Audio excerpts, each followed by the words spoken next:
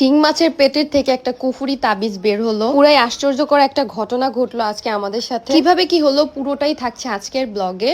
তো সকাল সকাল আমি আমার ব্লগটা স্টার্ট করেছিলাম নরমালি। আজকে সকালে আম্মু হচ্ছে খুদের ভাত রান্না করছিল আর হচ্ছে ভর্তা বানাচ্ছিল। তো এখানে হচ্ছে বাদাম ভর্তা আর ভর্তাটা বানাইতেছিল।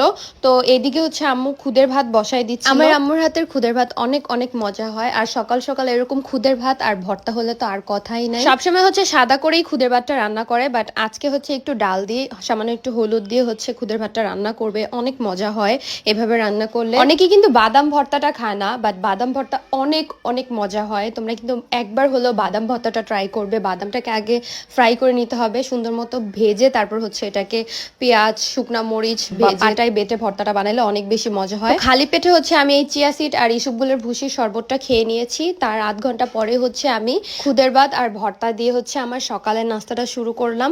তো এই দেখো কতটা তেল বের হইতেছে বাদামের ভর্তা থেকে, আর মাশাল্লাহ খাইতে অনেক অনেক মজা ছিল। আমাদের ড্রাগন ফল গাছে হচ্ছে এই একটা ড্রাগন ধরছে, তো এটাকে একদম ছোট ছোট কুচি কুচি করে কাটতেছিল আমার বোন। তো এটাকেই মানে একটাই তবারক হিসাবে সবাই একটু একটু একটু একটু করে খাচ্ছে।